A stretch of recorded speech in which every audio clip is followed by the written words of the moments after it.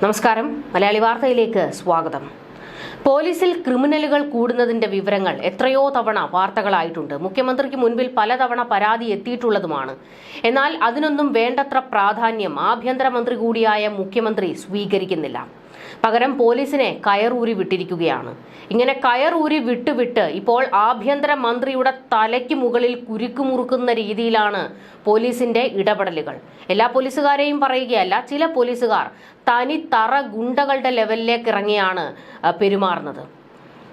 കോടതിയുടെ ഉത്തരവിന് പോലും പുല്ലുവില കൊടുക്കുകയാണ് ചില ഉദ്യോഗസ്ഥർ. ഇപ്പോൾ ഒരു പോലീസ് ഏമാന്റെ തനി നിറമാണ് പുറത്തായിരിക്കുന്നത്. ഈ പോലീസ് ഏമാനെ സഹായിക്കുന്നത് പോലീസിലെ തന്നെ മറ്റു ഉന്നതരാണ്. പോലീസ് അസോസിയേഷൻ പത്തനംതിട്ട ജില്ലാ സെക്രട്ടറി നിഷാന്ത് പി ചന്ദ്രൻ ചട്ടം ലംഘിച്ച് തിരുവല്ല ഡിവൈഎസ്പി ഓഫീസിൽ ജോലി ചെയ്യുന്നുവെന്ന് ആക്ഷേപം ഉയരുന്നു.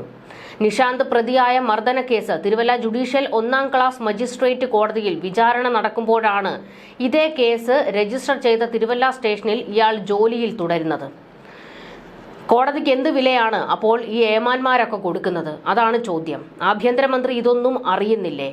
ആ കസേരയിൽ പിന്നെ എന്തിനു കയറിയിരിക്കുകയാണ്? തിരുവല്ല സ്റ്റേഷനിലെ CPO ആയിട്ടുള്ള നിഷാന്തിനെ ഡിവൈഎസ്പി ഓഫീസിലേക്ക് അറ്റാച്ച് ചെയ്തിരിക്കുകയാണ്. 5 വർഷത്തിലേറെയായി ഇയാൾ തിരുവല്ല സ്റ്റേഷനിൽ ജോലി ചെയ്യുന്നുണ്ട്. 3 വർഷത്തിൽ കൂടുതൽ ഒരാളെയും ഒരു സ്റ്റേഷനിൽ ജോലി ചെയ്യാൻ അനുവദിക്കാൻ പാടില്ല. എന്നാൽ അസോസിയേഷൻ ജില്ലാ സെക്രട്ടറി എന്ന പിൻബലത്തിൽ ഇവിടെ ഇയാൾ ഇരിപ്പ് ഉറപ്പിച്ചിരിക്കുകയാണ്. മാത്രവുമല്ല, നിഷാന്തിന്റെ മാതൃ സ്റ്റേഷനാണ് തിരുവല്ല. നഗരത്തോട് ചേർന്ന ചുമത്ര എന്ന സ്ഥലത്താണ് നിഷാന്തിന്റെ വീട്.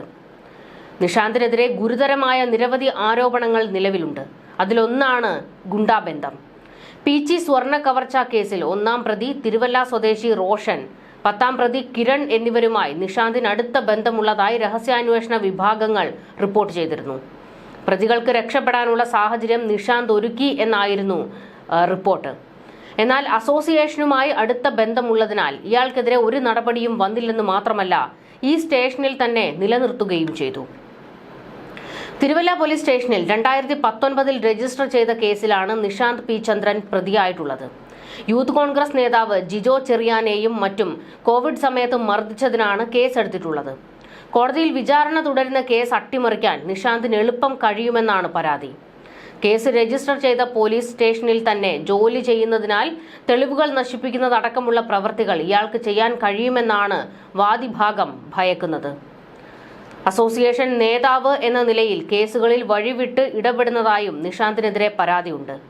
മദ്യപിച്ച് വാഹനം ഓടിച്ച് പിടിക്കപ്പെടുന്ന സുഹൃത്തുക്കളെ ഇറക്കി വിടുന്നതിനും മറ്റും വേണ്ടി ഇയാൾ സ്റ്റേഷനുകളിൽ വിളിച്ച് സ്വാധീനം ചെലുത്താറുണ്ടെന്നും ആരോപണമുണ്ട്.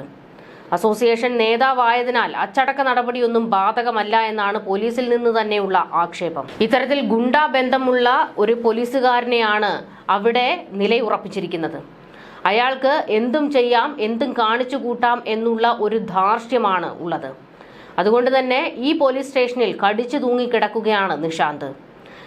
നിഷാന്തിനെതിരെ പോലീസിൽ നിന്ന് തന്നെ വിമർശനങ്ങളൊക്കെ ഉയരുന്നുണ്ട്. സ്വന്തം സ്റ്റേഷനിൽ തന്നെയുള്ള ചില പോലീസുകാർ നിഷാന്തിനെതിരെ രംഗത്തുണ്ട്. പക്ഷേ അവരുടെ എല്ലാം വായടപ്പിക്കുകയാണ് നിഷാന്ത്. കാരണം നിഷാന്തിന് മറ്റു പല ഉദ്യോഗസ്ഥരുമായും മികച്ച ബന്ധമാണ് ഉള്ളത്. നിഷാന്ത് തനി ക്രിമിനലാണെന്നും സ്ഥിരം ഗുണ്ടകളുടെ സഹായിയാണ് എന്നുള്ള വിമർശനവും വരുന്നുണ്ട്.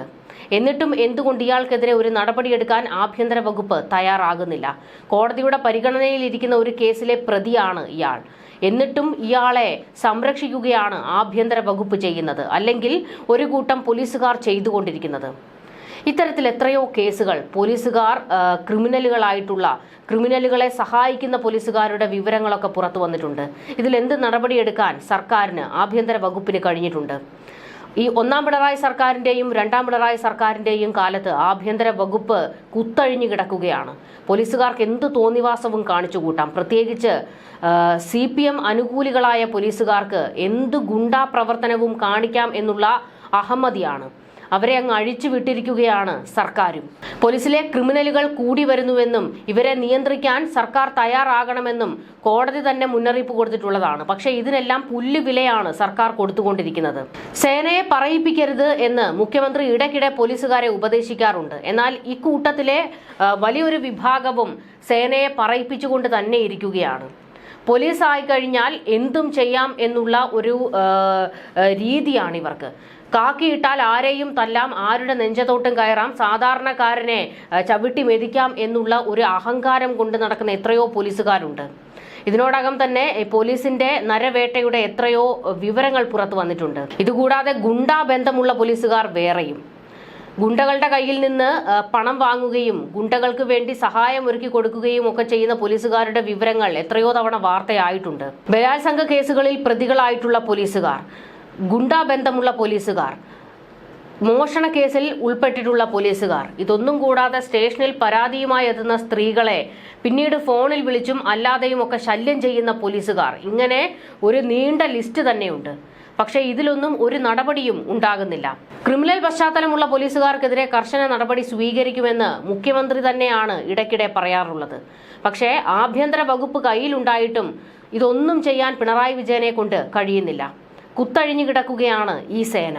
വേണ്ടയിടത്തൊന്നും പ്രതികരിക്കാതെ വേണ്ടാത്തിടത്ത് കയറി തലയിടുന്ന സ്വഭാവമാണ് പോലീസുകാർക്കുള്ളത്. അതിൽ പ്രധാനപ്പെട്ടത് സാധാരണക്കാരെ ചവിട്ടിമെതിക്കുക എന്നുള്ളത് തന്നെയാണ്. പക്ഷേ രാഷ്ട്രീയക്കാരെ കാണുമ്പോൾ കവാത്ത് മറക്കും, മുട്ടുവിറയ്ക്കും. പ്രത്യേകിച്ച് CPM നേതാക്കളെ കണ്ടാലും SFIയുടെ ഈർക്കിലി നേതാക്കളെ കണ്ടാലും പോലീസിന്റെ മുട്ടുവിറയ്ക്കും, തൊപ്പി താഴെ വീഴും. ഹുങ്കും ധാർഷ്ട്യവും കൊലവിളിയുമൊക്കെ സാധാരണക്കാരന്റെ നെഞ്ചത്തോട്ട് മാത്രമേ കാണിക്കുകയുള്ളൂ. എന്തായാലും കേരളത്തിന് മുൻപിൽ നാറി നാണം കെട്ട് നിൽക്കുകയാണ് ഈ കേരള പോലീസ് ഒന്നടങ്കം. കുറച്ചധികം പേർ ചെയ്യുന്ന തെറ്റുകൾക്ക് സേന ഒന്നാകെയാണ് പഴി കേട്ടുകൊണ്ടിരിക്കുന്നത്. ന്യൂസ് ഡെസ്ക് മലയാളി വാർത്ത.